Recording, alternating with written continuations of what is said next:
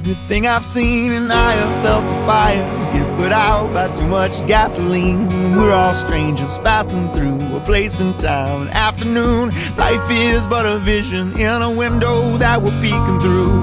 Helpless conversation with a man who says he cares a lot. It's a passive confrontation about who might throw a punch or not. We are all transgressors, we're all sinners, we're all astronauts. So if you're beating death, then raise your hand, but shut up if you're not. 'Cause I am a difference maker. Oh, I am only one who speaks to him. I am friendliest of friends of God. I am a difference maker. Oh, I am only one who speaks to him. I am friendliest of friends of God.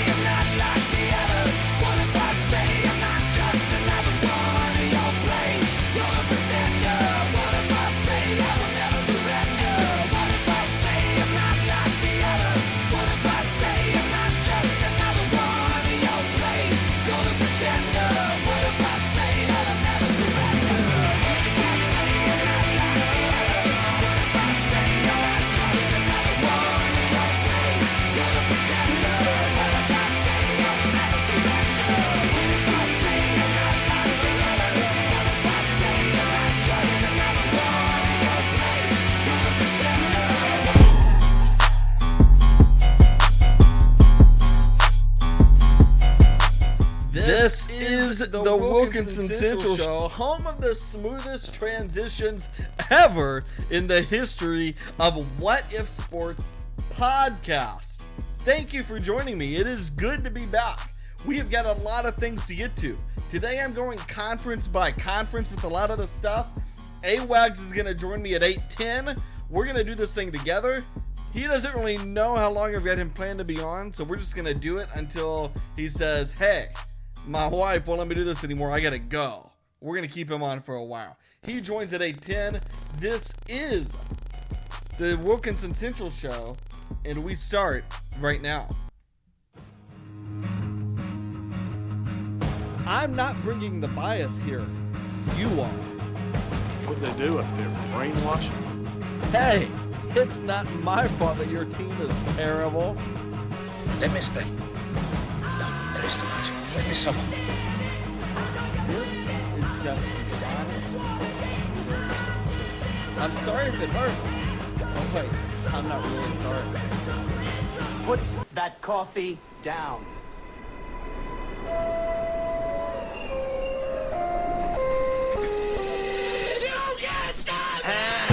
Can't stop, won't stop. This is the Wilkinson Central Show. We are now live and brought to you by Buyers Auto. Thank you for joining us as we are now 2 weeks into this thing. We are now 2 weeks into season 135, or I guess 2 games into it, I should say, not 2 weeks into this thing. I can tell you, though, this has already been one of the more interesting seasons I can remember. For one, I don't remember one of my teams being this hot to start off. And I don't mean to spend today talking about myself. I can guarantee you that will not be the case. But what I can tell you is being... I went into this season going, and I'll pull out my schedule. Here's kind of how I was looking at things.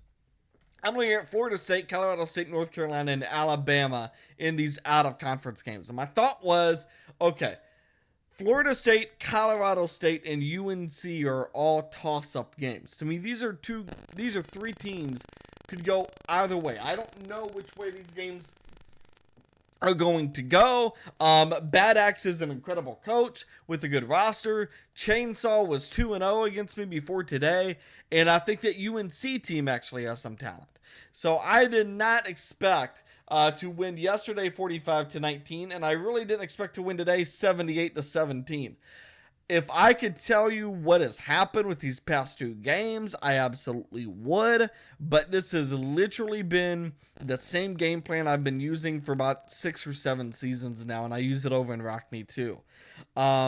Sometimes it just clicks, other times it doesn't. I'm sure it's got something to do with the roster, but what that specifically is, I don't know. I would tell you depth, but my offensive line has some issues depth-wise. So I don't know what is making this thing click, but it is good to finally be right now at 2-0.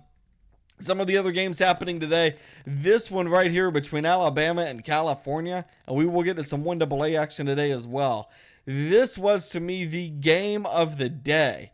And I went into this season, like when I saw Seabreak take Cal, I said that probably is the most interesting hire of this when you kind of get through all the noise, because Seabreak is a legendary coach, incredibly well respected, and he takes over a really talented team. And what makes Seabreak great isn't necessarily day-to-day game plans, which I think are more contingent on you having a perfect roster, and you really need about 3 to 4 recruiting seasons. His is more contingent on his system. For example, like if Pete took over Penn State tomorrow, I don't think Pete would win right out of the gate, because I think what makes Pete so successful is he finds specific players that match exactly what he wants to do, and he's able to make adjustments from there. I don't think he's able to just do that with any roster, though. Not that he's incapable, I just don't think it's a good fit. Seabreak, though, like Awags, like some of these other coaches, are system guys. And they come in and they say, okay, this is exactly what I'm going to do. I'm not really going to touch my game plan at all. I'm just going to come in, throw the ball as many times as I can, try and wear you out, and expect that the system is going to the engine's going to take over from there.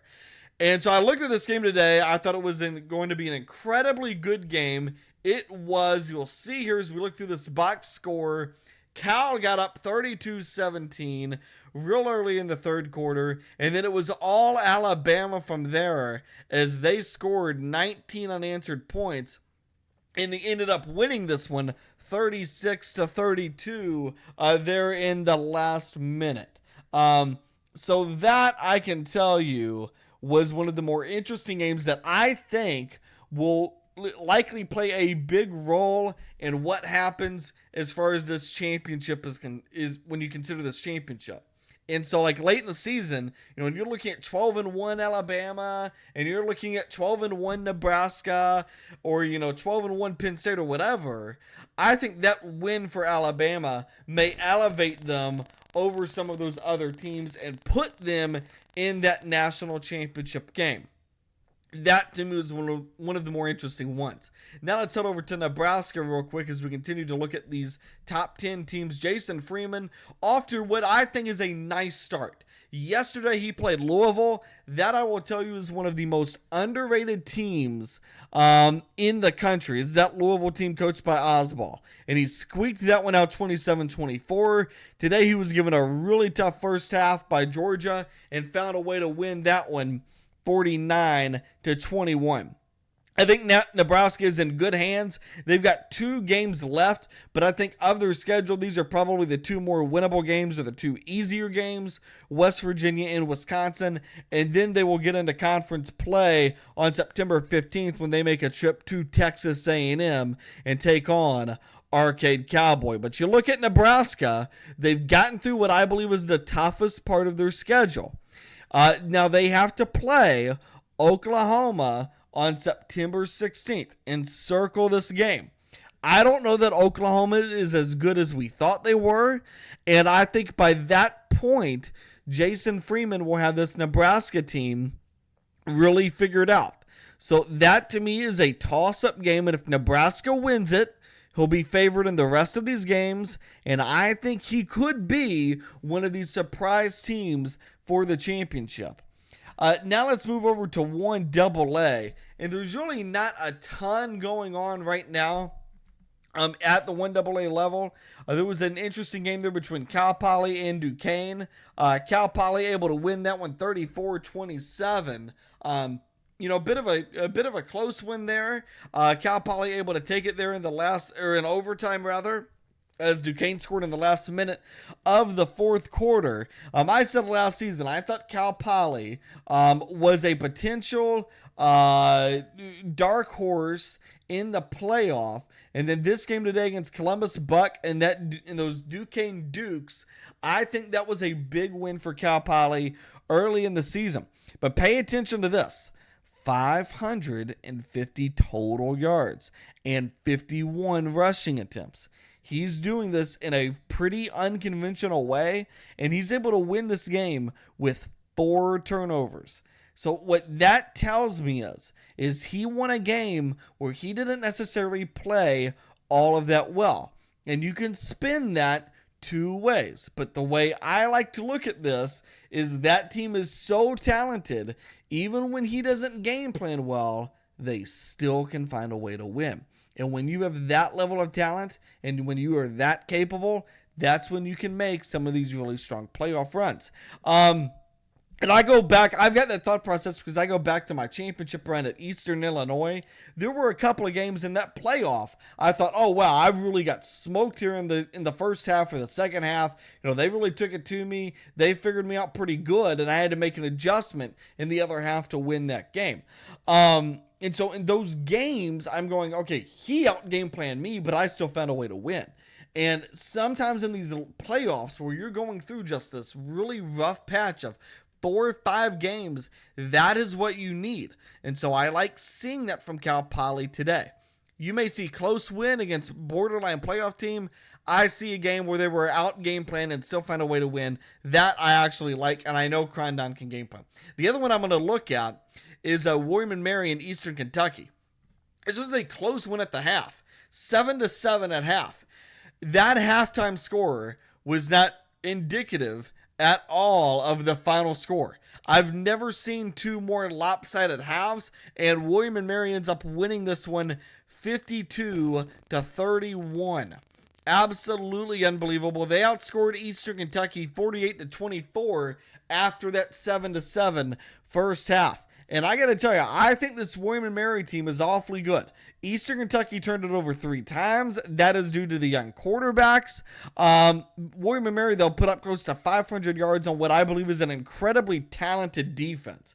And I can tell you, when I was looking at my roster, that Eastern Kentucky team last season, I'm going, okay, I've got all the pieces on defense. I've got a quarterback issue, though. And that 52 points to me is the more concerning part of that game there for Eastern Kentucky as they prepare for playoffs. Nevertheless, we are early on in the season. And so what we are going to do now is we are going to bring on Awags. So we're going to take a quick break. I'm going to get Awags on the line, so do bear with me. I'm just going to let this thing play, and we will get him on, and we'll be back in just a minute. This is the Wilkinson Central Show. There's nothing left to say. I know where I'm going. We're starting here today. And you know that right. You know that's right. All right, keep that down. Hello. Hey, Yeah, you about ready? sure. Cool. Can you hear me okay? Yeah, other than that gingery voice you have. Well, we are currently in the middle of a Buyers Auto commercial, so 30 seconds and we'll put you on. Awesome. We being me. I don't have a producer. You should get one. I really should. You want to move to Roanoke? Dude, I make all the money. You need to move here. All right, hold on.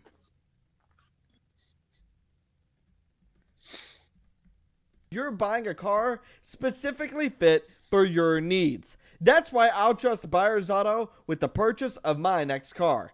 Buy your auto from Buyers Auto. There's nothing left to say. I know where I'm going. So judging from your YouTube comments as I'm reading through them now, looks like you guys could hear me, not Awags. I had him muted. Apparently did not mute myself. And the funny part about that was we were sitting there talking about how I need a producer. But regardless of that, Awags is now joining me. Thanks for being on the show and putting off your Sunday night SpongeBob. Welcome back, Awags. Hello, peeps. Hello, peeps. All right, so let's start with you. And I know Ohio State had a rough night last night, but you got a big win today against Cal. I looked early in the season, and I thought Cal was a real dark horse to make a championship run. You think that was a pretty big win today, or do you think maybe you underperformed a little bit? No, that was a big win. Definitely. You got a coach with 84 national titles taking over Jason Freeman's roster, so that's a scary matchup. Well, it is, and this is what I was saying earlier on in the podcast, is that he's one of these coaches that can basically take over any roster and be super competitive, super quick, because of the system he puts in. So he doesn't have to get, these perfect players in to start winning. It really is one of the more interesting things about him. All right, now let's go. We're just going to conference by conference, and we'll try and be quick through these. So let's go to the ACC. I looked today. Are you a little bit surprised that Miami is 0-2 to start off the season? Well, first of all, I don't know why we're going conference to conference. To get me on the telephone, you told me this was the Alabama show. Roll Tide. That's what you said. And now you want to talk about the ACC? Chris, I do know. whatever Does anyone I even can care about to that get you conference? on. Once you're here, though, All right. you play by my rules. Okay. Well, I haven't looked into Miami that much. I know they had a great roster and DeGoat's a great coach, but let's look at the schedule. Oklahoma, Yep. national title contender. These are close Florida, losses. Yeah, he was in both games strong with a roster he's probably unfamiliar with. I don't know if they even run the same system, but I mean, that's no easy way to start off a schedule, playing Blitz, who could very well make the title game this year, and Potter, who could also. Yeah, well, I mean, So- Potter's one of these guys who could be, 9-5 one season, and then the very next season find a way to win the championship. It's really iffy with him. But you look at Miami; they've still got to play Michigan and Penn State. And I tell you, hey Wags, as soon as I took over at Colorado, and I'm looking around at recruiting, and I'm looking at everything, trying to piece together, my roadmap to potentially find a way to win a championship. And I'm going, really put everything aside. The most important part is really scheduling. I mean, that to me is where some of these championships are won and some of them aren't. When you see it like what Miami is doing, do you think maybe that's a little too much? Well, he didn't make the schedule, the previous person. Oh no, did. I know. So yeah, that's a tough schedule to take over a team and have, definitely. Yeah. But if you look at his schedule next year, he's picked up Oklahoma again. He's challenged LSU, who's an excellent team, excellent coach. Mm-hmm. West Virginia, who is just like the Street Fighter. He'll take on anybody. He don't care. And then he's got Hat Rock at Marquette, and he's got Tampa Flaw. I mean, he's not scared. No, I mean, Tampa wins games with terrible rosters, with great rosters. I mean, he's one of the scariest coaches out there. And Hat Rock's a great coach. He took Marquette in how many seasons?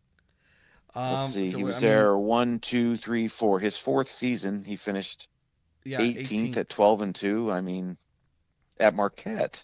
Yeah, it's not an easy place to win. I mean, we were talking about this the other day. There are currently, I believe, 3 coaches right now in the state of Wisconsin, or at least 2. And then one's kind of in that northern Indiana competing for recruits. So when you look at Marquette, when you look at Wisconsin and find them winning the way that they are, it just makes it that much more impressive, because those are fine areas if you're the only human. But when all of those Midwest schools in that upper Midwest portion are full, they become really bad programs really quick. Miami off to though an 0-2 start. Florida State off to a 1-1 start. I got a hold of him yesterday. I look at the ACC, and I think they could be in a bit of a recruiting problem going into next season. I like where Maryland's headed. I like where Clemson is headed in Boston College. But the coastal division of that conference right now looks incredibly weak to me. And you're talking about an elite Florida State perhaps not being very good this season, while Bad Axe has to rebuild that program. Do you think, though, if the ACC can't get a couple of teams into Level 5 Bowl, that could really, really plague the conference for the next several seasons? Well, I don't think much has really changed. I mean, they lost Bama, who was always good for the Level 5, but the ACC hasn't been getting great bowl money for many seasons. So I don't think much has changed in that respect. But you do bring up something else. When you mentioned Boston College and Maryland, I felt when the Big East filled up, and they're probably going to get their hands on 70, 80, 90 grand every season, that BC, Penn State, and now Maryland, since Phil took over, wouldn't be as good of jobs as they are in every world. But kind of the opposite happened last season, whereas Maryland came in, no bowl money, 19th in guest recruiting. BC and Penn State are 1 and 3 in the other order, but I mean, I thought the opposite would happen. I thought there'd be too much pressure, too much bowl money from the full Big East, and it hasn't panned out. Well, some of this, and this is kind of what I thought would happen a few seasons ago, is the Big East is just eating each other alive. Like, you're getting all of that recruiting money, but the Big East is a conference where all of the schools, with the exception of Colorado State and I believe one other, they're all shoved into one portion of the country. So you're all now recruiting against each other. You're scheduling, or you're having to game plan against one another. And it's just this constant barrage of teams eating each other alive. And so, if we had the Big Ten fill up, that I think would be one thing, or maybe the SEC fill up, that would be one thing. But the Northeast, or the Big East rather, with all of those teams up in the Northeast, I just don't know that really works well. Now, you bring up Maryland. This to me is one of the more surprising teams. I think this is a team, everybody right now needs to be watching, because Phil Fulmer came in, recruited really well. He said 2 tough games. DePaul and Indiana, has won both of them, and he's going to win this game against Montana. So he's going to get through non-conference undefeated. And I look at all these conference games, I don't think there's a game on there that is an automatic loss for him. I think that could be an 11-2, 12-1 team at the end of the season. What do you think of Maryland? To me, that looks like the big surprise team of the season. I think he did a great job in recruiting. And both those wins are nice wins because, I mean, DePaul and Indiana pretty much full rosters of Yuma recruited players. They were rebuilds, 4 or 5 seasons ago, but they're full now. I think he'll go 6-0. And then when he runs into North Carolina, I really can't see him beating Jen. I can't see him beating Boston College. Florida State, I don't think he gets a win there. So I think he ends up with at least 3 losses. And I think the Virginia and the Clemson games are probably toss-ups at best. I mean, he could lose 5. Yeah. But regardless, just winning those first 2, which are coin flip games, taking care of all the Sims, and he should beat Montana. But that's a great start to a season. That's probably a bowl game, which it's not a given now when you have a winning record to get a bowl in Wilkinson. There's 5-10 teams left out every year who win 8 games, But I think with his schedule and with the wins I think he'll get, he should be in a bowl. And that's great for the ACC to have one more team in. Absolutely. And that win today against Indiana, that was to me what kind of triggered that question, because Naskin, I've coached against him before. He's a tough coach to game plan for, and Indiana right now has some talent. Chris, let's move things over to the Big 12, and let's start in the North. We'll start with me. I don't mean to toot my own horn at all. I'm mostly just completely surprised by these 2 games because I don't know where it's come from. But if this is the performance my team's going to have, I kind of think I might be pretty good this season. Well, CJ, one thing I know about you is you've always played better with someone else's players. And you're really following 2 great coaches at that school who did a great job. Oh, for sure. Lions fan built it. I mean, he finished number 3 in the country 2 seasons ago. Yep. And got an elite job, number 8, 6 seasons ago. I mean, he built the program. He was in the championship hunt. Yeah. I remember he barely missed it. Yeah. And then Bad Axe, I played against Bad Axe in many different worlds. He's a top-notch coach. Oh, yes. And I'm sure Florida State will be turned around by this guy. There's no question in my mind. He's a great recruiter. He actually reminds me of myself, just the way he attacks it. And it's bad news for anybody in that area because he's going to take a lot of good recruits that we're used to getting. I love how you say he's a great recruiter and then talk about how he reminds you of you. That's nice. Well, when you think of great recruiters, you think of me. Okay. Anyhow, I am impressed with your start. You beat an elite Florida State, although they're not built to what he probably needs them to be. But he's a good coach. He's tricky. And then Chainsaw always gave me problems when I was at USF. He recruits well, and like I said, in game planning wise, he gave me fits. Sometimes I thought I would blow him up by 50, and I beat him in overtime. So that's a good win. And you beat him by, good Lord, you beat him by 50, 60. Yeah, 61, 78 to 17. Yeah, that's unreal. That's what I'm saying. Like, I went into these games thinking, okay, it's possible I'm 2-0, but beating Florida State 45-19. I mean, Bad Axe is a good coach. I didn't foresee that. And Chainsaw, he was at Oklahoma State when I was at Missouri, and he beat me both times we played. We played when I was there. And both times it was pretty handily too. I could not get past him. So I was a bit shocked by that one myself, getting that one 78-17. But I don't think I'm going to win the North, and the reason I don't is because I think Nebraska, even though they've got one close win and then today had a close first half with Georgia, I think Jason Freeman already kind of has the pieces here with this schedule to maybe make a push for that championship game. And I don't think he's a top 5 team. I just think the way he game plans and the way that team is positioned schedule wise, he could do it. But you look at Nebraska and what do you see? Well, I can give you some advice right now. You better get him now, because once he loads it with his players, there's no stopping that guy. And I mean, California has a great area to recruit from, but he had to share it with Stanford, and he had to fight off USC and UCLA. Now he's got his own area, and he's an elite, so he's got a little advantage on everybody. Look out, because he takes players that I wouldn't have recruited for Holy Cross. And I tell him that. He's like, what do you think of this guy? And I'm like, yeah, I don't think he'd make the Holy Cross team. And then 4 years later, the guy's like second best DB in the country. You know, I'm like, I don't get it. I like to develop players too. I like high work ethic. I like high potential, but I just don't understand how at D1 they just turn into monsters from D1 AA players. But that's what I'm warning you. He's got a system and it works. If you're going to beat him, you probably have better players than him right now.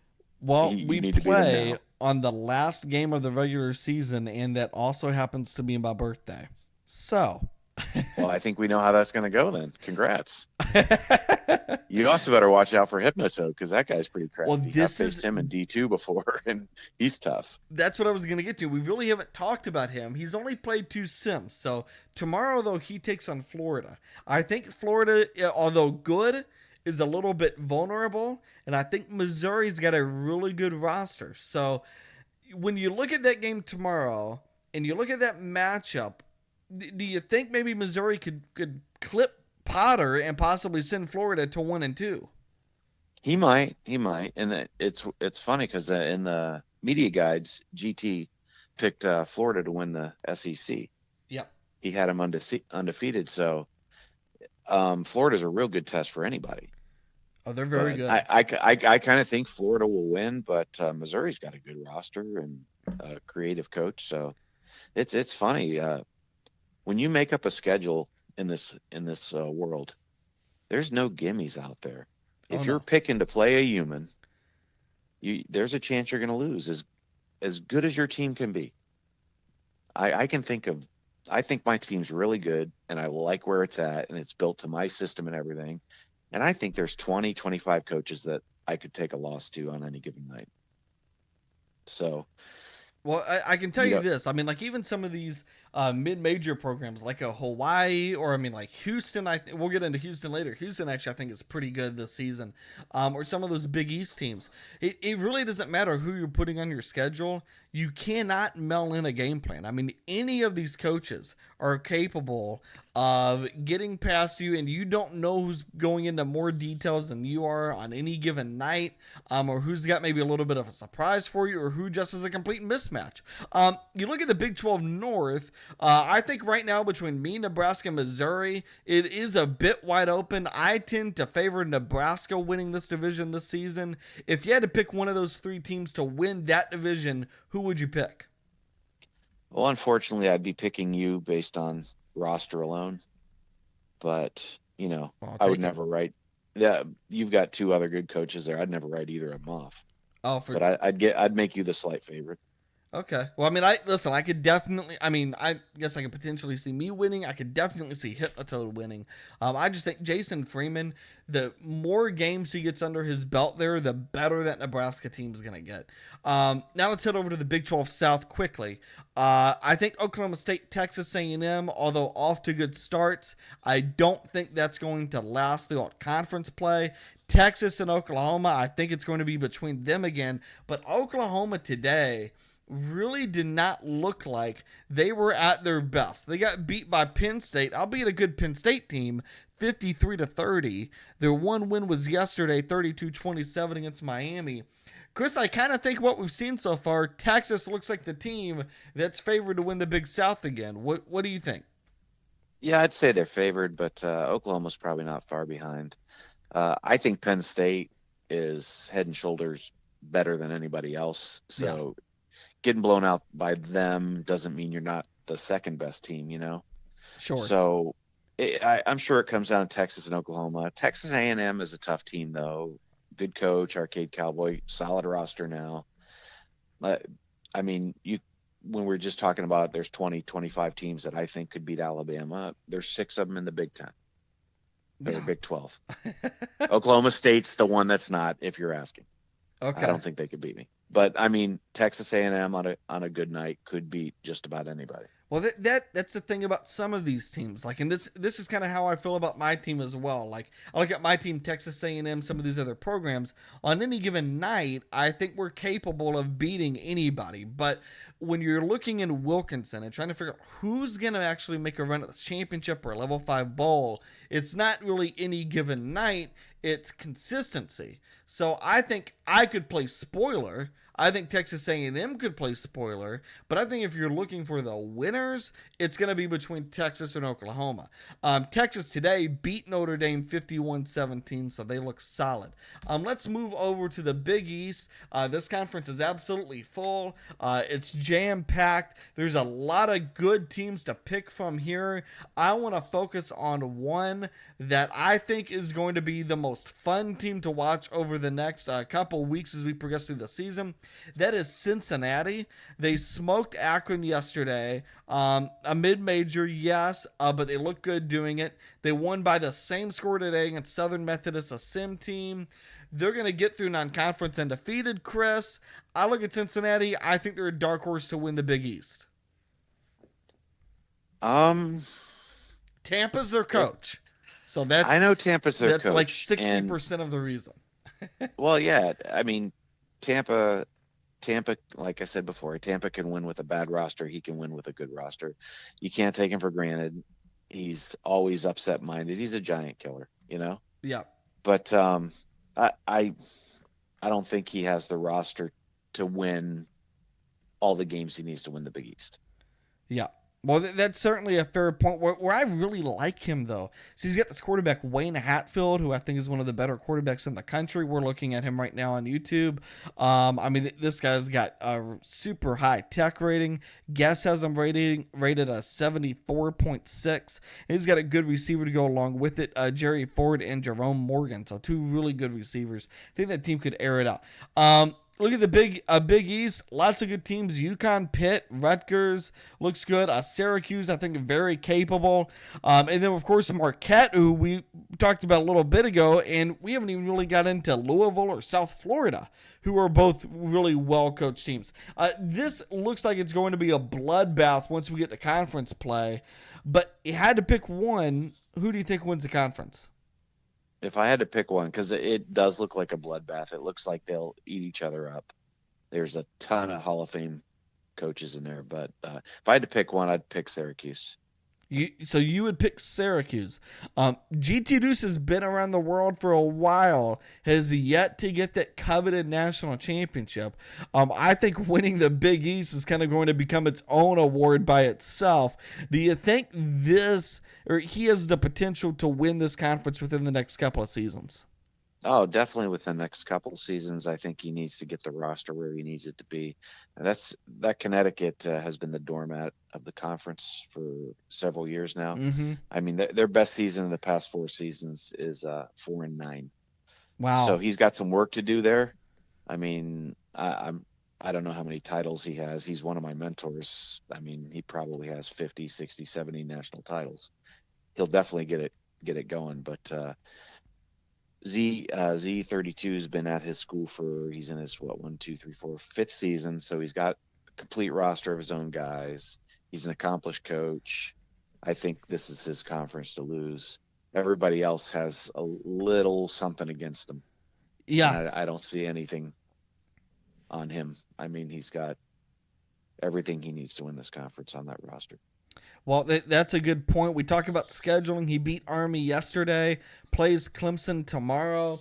I would keep that game with Clemson circled because Coach Odie is a great coach in this world. Clemson's got some talent on that team, and these are 2 programs that if they've got hopes of a Level 5 bowl, that is a must-win game. Here's one of the big advantages to being in the Big East. You look at Syracuse's schedule, Army, Clemson, Central Michigan, Montana. I can't make that schedule. Awags, you can't make that schedule. Because if we do that, the SOS will be way too low. But in the Big East, well, no, I don't think so. I think it depends on who those teams play. I mean, I can't make that schedule because none of those guys would accept a game for me. Well, Army, well, that's none also a of fair those guys point. would accept, but they accept it from Z. He's thinking about his schedule. He wants mostly mid majors who, in the out of conference, it's going to depend who they schedule. But let's say Army's 0-2. Let's say they go 2-3, 3-2. When they get back to conference, they're going to win games. Yeah. So that's what he's looking for. It's all about win percentage of your out of conference. It's not how good they are, really. Sure. So if Army turns around and ends up with 9 wins, that's a big plus. Any sim you play in these worlds is going to be 4 wins or less. So Yeah, that's a fair point, and should be also noted. We should also note Central Michigan, one of the mid majors on his schedule, that I think he wins off to a 2-0 start, so that's going to help him out some as well. We look at some of these mid major teams. If you had to pick a mid major right now to be kind of your favorite, who would that be? Well, I like Pete. Yeah, But he lost to Houston opening game. he did. So you kind of got to go with Houston, don't you? Well, what do you think of Houston? I looked at Houston, and I thought this roster and this game plan was so unique that it would be incredibly difficult for a first-season coach to go in and win right away. But True Devil got a big win there against Hawaii in Week 1. Is he for real? Yeah. Well, if you know why he took that job, that was the only D1 job he said he was willing to take because it's currently running the system that he wanted to run. So it makes sense that he'd come in there, and you've got Ebel who built the roster perfectly and ran it to a what he finish number 2 in the country last year, Yep. 10-5. 3 top 10 finishes by mid-major. The team's established, the system's there. I'm sure True Devil talked to Ebel and said, "Hey, what are you actually doing here? I want to do the same thing." And boom. Yeah. Well, listen, That's that's a what fair happens. point. But the fun part about that game, though, Chris, was we always like to talk about this Houston offense that comes out with shotgun, and they're able to put up all these points. That was a low-scoring, possession-filled game that ended up being 26-22. So he didn't really even rely on that offense all that much. Now, he has Rutgers coming up here on September 12th. I don't think he's capable of winning that one. Do you agree? Yeah, and I hate to agree with you, but I think Allen and Rutgers will pull that one out. Yeah. It'll be. I think he's got more talent, and talent will beat the system. Yeah, that part I would agree with. But Houston does so far look impressive. We'll pull up one more mid-major, and it is Hawaii, coached by Pete 61. Off to an 0-2 start. This, to me, Chris, is one of the most amazing things about Wilkinson. You come in here, you're one of the best coaches, Hall of Fame coach. First ballot Hall of Fame for Pete, and he's 0-2. You look at that, and are you a little bit worried about Hawaii? Could this maybe be a down season for them? Or do you think Pete is able to get that Western Athletic Conference title? I'm sure he wins the WAC. It's just his out of conference schedule. He went for it. Yeah. Houston, West Virginia, Louisville, DePaul, and he picked Buffalo. That's now a sim, but Buffalo was a 10-win, 12-win team almost every season previously. So he actually scheduled real well if he wanted to get a level 5 bowl. But the two, there's really probably 3 coin flip games in here, and he lost the first 2 of them. So it didn't work out. But if he went 5-0 and out of conference, he'd be in a level 5 bowl. Yeah, I do agree with that. Let's get to one more Sun Belt team to try and get everybody some discussion here. Let's go over to Navy, off to a 1-1 start, coached by JJL 5'8". They were able to beat Eastern Carolina yesterday 50-49, and then today they played what I would consider at least a decent Arizona State team and made that one go to the last possession, just losing their 27-20. They've got Louisville tomorrow and then Florida on the 13th. I kind of like what Navy's doing right now. This has always been one of the more competitive mid-majors. And now you're seeing some of the better programs willing to put them on the schedule. You look at this team, where do they rank for you as far as these mid-major programs are concerned? They're probably third. It's the number one location as far as I'm concerned for recruiting for a mid-major. Agreed. It's a great place to be. The schedule's a little tough, and it's kind of cool game tomorrow because wasn't Oswald the last coach at Navy, and he went 14-1 last year. Yep. And now he's taking on his old school, so that's kind of a neat game at Louisville, and I'd say that's kind of a toss-up game. I think Navy can give them a game. Oh, but for sure. Yep. I don't think they can compete with Florida, but Navy can come in the Sun Belt and do some damage within the conference. No, I absolutely agree with that. I think that will be a fascinating one to watch tomorrow. Let's move over to the Big Ten real quick, and then we'll jump into the Pac-10 for a moment. Roxy 11 at Ohio State, your school. That's who you like. His job status is at secure. They're off to a 2-0 start right now. That just includes the wins against Kent State and Akron, so they haven't played anybody yet. They've got South Carolina here in a couple of days. What do you see from this Ohio State program? Can they get it together this season? Yeah, I think they are together. I liked what he did in recruiting. He's a good coach. His scheduling's, the worst case scenario, he's 4-1 in the out of conference. South Carolina's a nice test for him. He should beat South Carolina, but I don't know if I ever have. So South Carolina's a good team. Yeah, no, Trey's a great coach, and he's very creative. Sometimes doesn't have the talent, but wins anyways. So that's a good test for him. I mean, he should be 5-0, but I can see him dropping that one. He'll get to Michigan State. I mean, he doesn't probably face anyone that could beat him until he faces Nortonis at Penn State.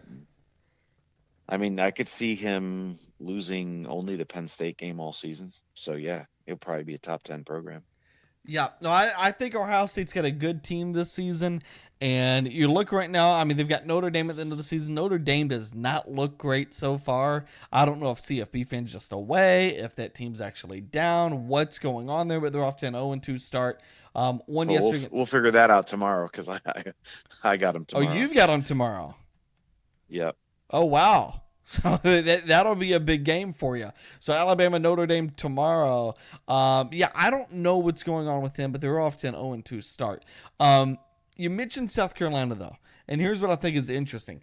Every conference, I think, needs that one coach who's at a non-elite but is just an absolute pest to play. Jason Freeman at Cal for the Pac-10, I think, was that guy. And I think Natty Dog at Washington of the Pac-10 is becoming that guy there. You've got Trey Omo. You look at the Big Ten, I think Wisconsin has that guy, Paul Suberlak. He's at Wisconsin. They're off to a 2-0 start. They've smoked 2 Sims. Tomorrow they get their first real test. They play Texas A&M. I like what Wisconsin has done so far. Do you think this could be a really competitive team in what's already a pretty stacked conference? I don't know if he's ready for it this season. Yeah. But I like what Paul has done. Every stop that he's been at in Wilkinson, he's elevated the team that he's taken. Yeah. Look at what he did at Dayton, 13, 14, 12, 13 wins. I mean, and before that, he had won a conference title 7 seasons in a row. I mean, Wisconsin's lucky to have him. I think that's a real good match. And I look for great things from Wisconsin. It's going to put a lot of pressure on Minnesota, that's for sure. Because I think Minnesota's had one of the easier routes in Wilkinson to recruiting. But now with a new coach at Wisconsin, plus you still have Pat Rock there at Marquette, it's going to be tougher. Plus, Jason Freeman coming out of Nebraska is going to be putting pressure on Minnesota also. Yep. Completely agree with that. I do really like the direction that Paul has Wisconsin right now. I think that is definitely a team to watch. And I think Michigan this season is another team. Keep your eyes on them, because I think once Lions fan gets Michigan built the way he wants, they're going to go toe to toe with Penn State, and that's going to be super exciting because we're going to get a lot of back and forth games between him and Nortonis. Now let's head over to the Pac-10. Washington got that big win against Tennessee today. They look legit. California, I think, is really, really good, although they're 1-1. UCLA, I think, is super competitive. And then we get to USC, a school that has been left out of winning this conference for the past several seasons, thanks to Jason Freeman. But EZ37 and his son, the other EZ, off to a 2-0 start, and they play Michigan tomorrow. So, Chris, I think this is the game. It's the coming out party for USC where they return to that top 5 stage and potentially make a run back at the title game. What do you look at tomorrow with that game against Michigan? That's a tough one. I still think Lions fans a year or two away. Yeah. Just getting the roster the way he wants it. Not that he has a bad roster, because he totally doesn't. I mean, it's a great roster, but to fit what he's trying to do, he probably needs to just have something a little different. I'm looking at USC's schedule, and you got Michigan, LSU, West Virginia, and I'd favor him in all 3 of those matches, but I almost feel like he's going to drop one of them.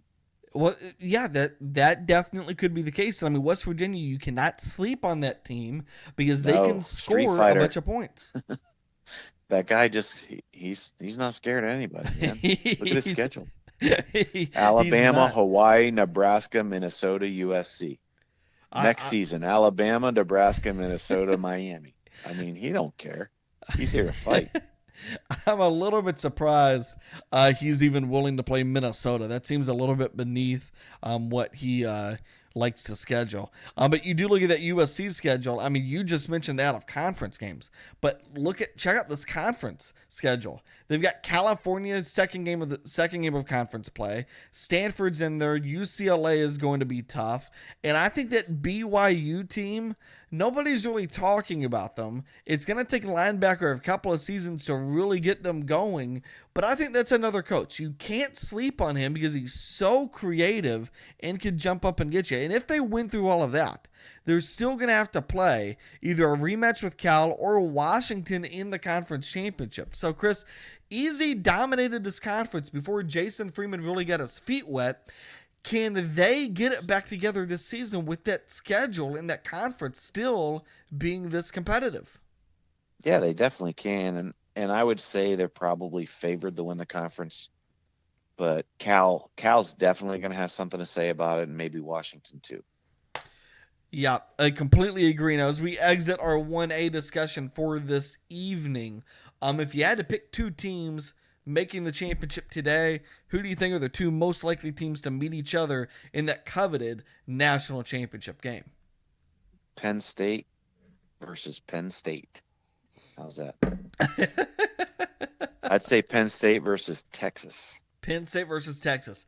That I would agree with you on. I think Texas is going to roll through non-conference play, and Penn State should as well. Now, I know you're not much of a 1AA guy. Hopefully, True Devil will kind of lead us in more of the discussion there with his show in the coming days that he has promised, and we'll hold him to that. But let's discuss 1AA a little bit here. William and Mary off to a strong start. We have seen this before. They come in yesterday. They smoke Robert Morris 83-20, and then today they beat Eastern Kentucky 52-31. They have Youngstown State tomorrow, and then Marist on the 12th. This feels like, again, William and Mary looks like the strongest team in 1AA, maybe even the favorite, but they've not been able to take that next step. You also at Holy Cross looked like a couple of seasons maybe the favorite, but couldn't take that next step. Is this William and Mary's season, or do you think there's something with Duke Legend that just does not click in playoff time? No, I just think it's real competitive. But we'll know by week 5 or so. I mean, look at the schedule. Yeah. Eastern Kentucky, Youngstown State, Marist. I mean, he's not hiding from anybody. Oh, no, not at all. I mean, what's his easy game? Robert Morris or Grambling State. Well, and Robert Morris Like I say, hasn't been a joke the past couple of seasons. I mean, that's a good team. Playoffs, 3 straight seasons. Yeah, he in a put row. 83 up on that good team. So I mean, he's not hiding from anybody. I've liked him for the past couple years, and he's come up a little short. Maybe this is the year. And when you try to put him and Holy Cross in the same Holy Cross, I wasn't there for anywhere near long enough. If I stayed another 2 years, I mean, you guys were smoked. But I didn't want to let that USF GM go total sim, so I had to jump. Well, you can't win championships in a 1AA running an all-pass offense in Wilkinson. Oh, please. Let's check out some of these other teams here. Let's head over to the Big Sky. McBether over at St. Mary's. I just keep waiting for this team to really click. Today he got a big win against Tennessee Tech. Not a bad team either. 51-6. They've got Samford in a couple of days. That should be another tough game. And then you've got Texas State in the other division of the Big Sky, along with Stephen F. Austin and Cal Poly. This, to me, I think is one of the more wide open conferences, not just geographically, but actually as far as who could win it. When you look at this conference and the way things are shifting early on so far, who do you see as the favorite? I look at Texas State as the favorite, but that's a really nice conference full of good coaches. Yeah, I really like what Crondon's been doing, and he's really built up his resume. And speaking of, I expect him and McBether to jump to D1 next year. I kind of got that feeling with McBether. It looks like this season would get him qualified for D1. I don't think he's 100% engaged, and Crondon really would have jumped last year if he had the opportunity. So I think this conference gets a little weaker next year, but this conference right now is a lot of fun. Now, if you're either one of those coaches, what 1A school would you look at? Me personally, the one that jumps out to me is Arkansas. In Wilkin D1, there's very few teams that kind of have their own area right now. It's so crowded. You're talking about 3 in Wisconsin. You know, there's not enough talent for 2 schools in Wisconsin. Arkansas has a little bit of a 180 and a 360 that nobody really bothers them too much.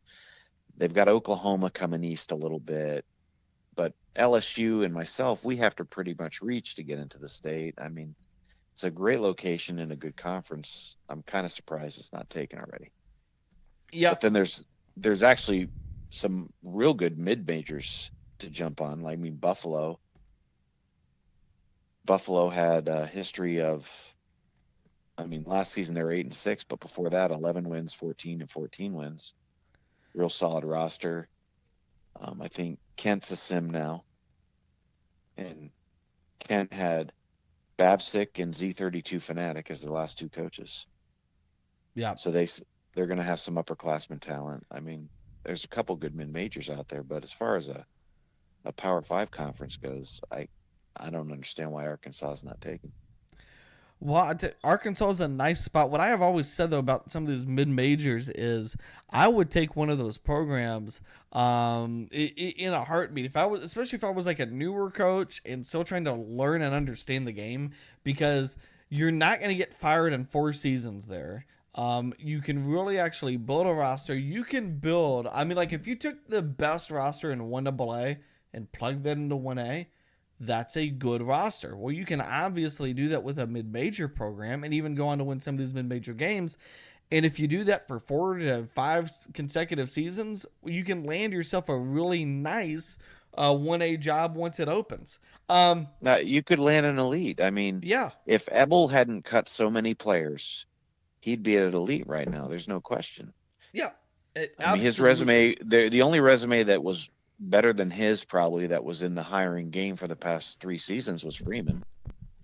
So we had a couple elites come up. He would have got Miami for sure. And it's funny because I think Miami's like his favorite school too, and he just didn't have the reputation to get it. Well, sometimes you run these super competitive or super detailed rather game plans and systems, and sometimes that involves taking on a couple of red shirts and then cutting them, and so that's going to play into prestige, and it just takes away from that And so that can certainly hurt you. But as you mentioned, though, had he not been doing that and had just been super competitive with Houston, he would have been right there in line for that Miami job. I mean, I don't think people realize this. If you can win 10, 11 games as a mid-major, you can finish in the top 20. Well, if you do that consistently, and by the way, these conference championships, that plays into your ability to get one of those jobs too. Here's a question. I think that's actually a big deal. The conference title, I believe, is a really big deal in the hiring process. Any of the mid majors is an easier path to a conference title, and I believe the game doesn't distinguish between conference title for the SEC or the MAC. That was my next question. So if you've got 5 MAC conference championships and 5 ACC conference championships, that is really viewed the same. Now, your rank because of winning the ACC versus the MAC might be different, but that alone is viewed just the same. So if you could get, 5 MAC conference championships instead of just 1 or 2 ACC championships, that would make all the difference in the world to me in looking at some of these jobs. Yeah. No, I agree. I think it comes down after you have the championships. It's did you win your bowls and how many wins do you have? Mm-hmm. Yep, completely agree with that as well. Now we look at some of the 1AA teams. I think one of the more interesting teams playing right now is this Georgia Southern team. They have only played 2 sims, but Chris, I like the way they're winning these games. 80-0 yesterday, 72-0 today. J9, I think, is one of the better coaches. They seem to be taking your approach of let's just throw the ball all the time. They had 82 passing attempts today for 11 total touchdowns. I think Georgia Southern maybe could be that surprise team that makes a Final Four run in playoffs. You look at this team, J9, the coach. Is this one of the better teams in the country right now? Yeah. I mean, he took over for Coach Odie, who did a good job building it. And I've run into J9 in several worlds. I believe he had like Florida at maybe it was Hayes that I ran into him. He's a real good coach, and I'm quite sure he beat me a few times. So yeah, I definitely think that he's a contender and maybe even move up to D1 also. But potentially, I tell you what, we start getting in these coaches. We get upwards of 80 plus 1A coaches. It's really going to get wild up in 1A. Delaware State, just the guys to coach. Beloved media member. They've yet to really get into the meat of their schedule, but they are off to a 2-0 start. I think once you get into that second and third season as a 1AA team, you can really start to make some noise. You could, if you're a smart coach, make a run at the second round of playoffs in your second or third season at 1AA. Is this the season where he gets to playoffs and makes a run, or do you still think it's going to take him a season or two to get this puppy going? I think he's definitely a playoff team. And he's doing a great job with his rebuild, but I don't know about making a run. I think maybe that's probably a next year thing when he has, 3/4 of the roster is. Yeah, it's certainly a good point. And then let's end with this. Marist, they do this every season, off to a 1-1 start. That loss was yesterday to Texas Southern, 51-10. Texas Southern has been that pest. We all talked about, nobody expected this to be the team to beat. We all expected Vikes Rule to come in and kind of unbuild this roster. But since he's arrived, 40-0, 2 consecutive national championships. They just smoked Marist. Is Texas Southern for real again? I mean, can we still not sell this team? No, they're still for real. I don't know if they're getting better. Nitrous had a great roster, and I'm just kind of looking up and down, and some of the players don't look up to the same standard that the upperclassmen do. But he's winning, he's undefeated. I mean, he's the guy to knock off. So until somebody beats the guy, he's the favorite to win it all. Yep, I agree. All right. Listen, Awags, it was an absolute pleasure having you join the podcast. Thanks for being a part of it. Any closing thoughts as we end tonight? Yeah, I'm really surprised you didn't talk about Dayton as the favorite to win everything, even the national championship in D1. Alex is the coach, and they're the best. So it's going to be real hard for anyone to beat them ever. Well, they're off to this probably fantastic would beat the 1-1 start. Patriots. They'd probably beat the Patriots. Just saying.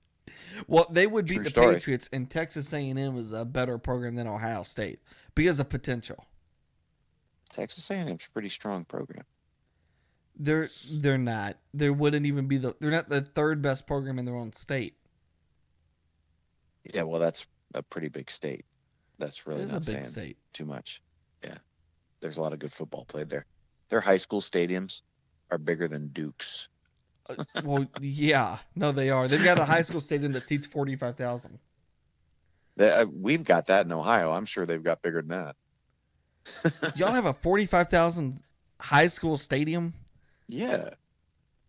We've got a suburb of Columbus that has 3 high school stadiums with field turf that costs $5 million. Jeez. Who's funding it's that? just a suburb. The Peeps. I mean, football's big. Come on. Well, that to me seems like the perfect note to end the night. So, Awags, thanks for being a part. It was an absolute pleasure having you. That's a nice story now, CJ. Beat it. All right, that was Mr. Awags joining us tonight. He really gave us a lot of good discussion this evening, so it was a pleasure having him on tonight's podcast. Of course, this whole evening has been an absolute pleasure with you all joining us. Now, I'm going to ask this of you guys. You all know I host 2 other podcasts, one being the CJ Sweat Show. That will be live Wednesday at 7 o'clock. We will be, plan is to be on Facebook Live, although last week we had to come here to YouTube. There will be links available in the forum. Please join us. I always love when you guys come and participate in the discussion. And really, we've got a lot of other people outside of What If Sports that listen to that. So that's a great opportunity for you guys to come and just also be chatting about What If Sports things and to maybe get the word out about what we're doing, and that will hopefully tune some of these other people in and get them in on our wonderful game as well. The other podcast I do is available on iTunes, in the podcast store. You can also find it on Google Play or TuneIn Radio. It is called The Saturday Six. We had one of the best podcasts this past weekend. Had a friend from Auburn join us. We take the 6 best games every Saturday morning at 9 a.m. and break it down for you. So we're going to give you predictions, fantasy predictions, different things you can do there. Really is a lot of fun to do that podcast. So I would appreciate if you all would go to the podcast app, subscribe there to that new podcast called The Saturday 6, available on Google Play, TuneIn Radio, and iTunes. All right, again, thank you all for joining us. An absolute pleasure to have you with us. A big thanks to Awags coming on completely last minute to bring him on, and boy, did he bring it tonight. Absolutely great. The plan will be to be back here hopefully in a couple of weeks. Probably we'll have to get in a Thursday night show. This is the Wilkinson Central Show. We'll be back.